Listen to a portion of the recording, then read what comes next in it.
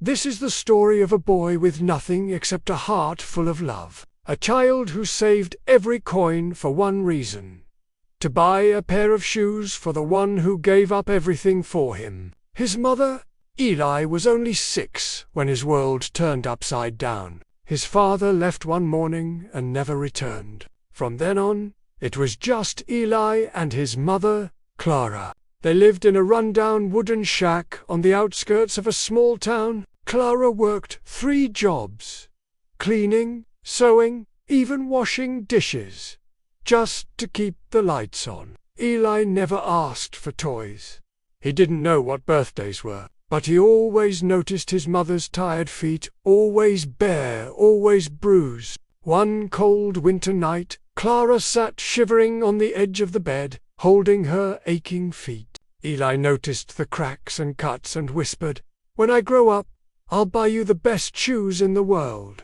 "Mama," Clara smiled faintly, "your love is more than enough, my darling." But Eli had already made up his mind. A week later, Eli found an old lunchbox thrown away behind a store. He wiped it clean and placed it under his bed. From that day forward, every coin he found on sidewalks, near vending stalls, inside storm drains, went into that box. Every time it clinked, his heart grew a little warmer. Eli worked odd jobs: sweeping floors, carrying groceries, selling lemonade. He never spent a cent on himself.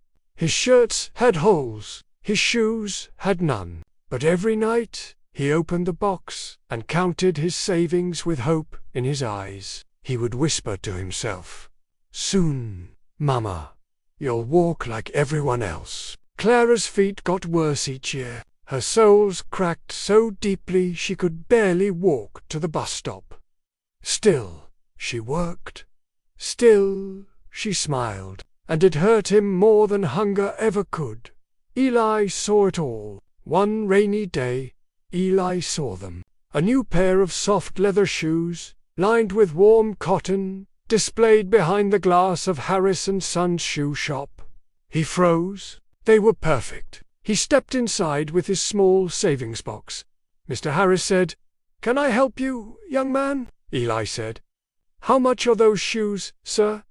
Mr. Harris said, $35. Eli went home, opened his box, and counted $33.20. He worked harder, collected bottles, cleaned backyards, ran messages for local stores. By the next day, he had the last $2.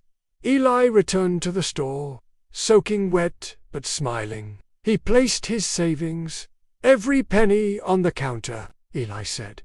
Then he walked over and gently placed the shoes in a box. "I've saved this for 3 years, sir. Please, for my mother." Mr. Harris stood silently for a moment. Mr. Harris said, "Tell your mother." She raised a fine young man. Eli ran home, holding the box close. He burst into their little house, shouting, "Mama, close your eyes." Clara, weak from the cold, sat on the edge of her bed. She opened her eyes slowly. Tears rolled down Clara's cheeks.